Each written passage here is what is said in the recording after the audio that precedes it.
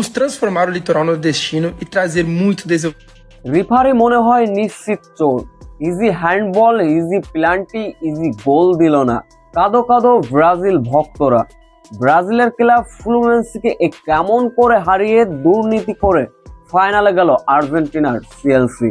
এ বিষয়ে লাইভ এসে একই মন্তব্য করলেন নেইমার জুনিয়র। বিস্তারিত জানতে পুরো প্রতিবেদনের সঙ্গে থাকুন। ক্লাব বিশ্বকাপে এদিন যেন এক টুকরো ব্রাজিল আর এক টুকরো আর্জেন্টিনা। ক্লাব বিশ্বকাপের প্রথম সেমিফাইনালে মুখোমুখি আর্জেন্টিনার চেলসি এবং ব্রাজিলের ক্লাব ফ্লুমিনেন্সে। এরপর ম্যাচের বয়স যখন 17 মিনিট প্রথম লিডে যায় চেলসি। এরপর ম্যাচের বয়স তখন ঠিক 25 মিনিট, তখনই ঠিক লিডে যেতে পারত ব্রাজিলের ক্লাব ফ্লুমিনেন্সে। গোল হওয়ার ঠিক আগ মুহূর্তে দাগের একটু বাইরে থেকেই বলটি যেন শট মেরে দিলেন চেলসির ফুটবলার। গোল হয়েছে কিনা তা নিয়ে দুই দলের খেলোয়াড়দের ভিতর চলে তর্ক আর বিতর্ক। এরপর ম্যাচের বয়স তখন ঠিক 38 মিনিট, তখনই ডিবক্সের ভিতর চেলসির এক ফুটবলারের হাতে বল লাগলেও রিফারি কোনোভাবেই সেটাকে প্লান্টিক ধরেননি, হ্যান্ড ধরেননি, যা নিয়ে দীর্ঘক্ষণ চলে তর্ক বিতর্ক।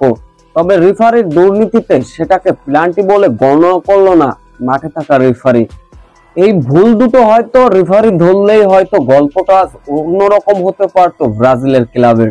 তবে শেষ পর্যন্ত ফ্লুমিনেন্সেকে 2-0 গোলের ব্যবধানে হারিয়ে সর্বপ্রথম সবারই আগে ফাইনাল নিশ্চিত করলো চেলসি। এদিন অবশ্য নেইমার জুনিয়র লাইভ এসে কথা বলেছেন এমন ম্যাচ দেখার পর। তিনি রীতিমতো রিফারিকেই দোষিয়েছেন ব্রাজিলের ক্লাবের হারের পিছনে।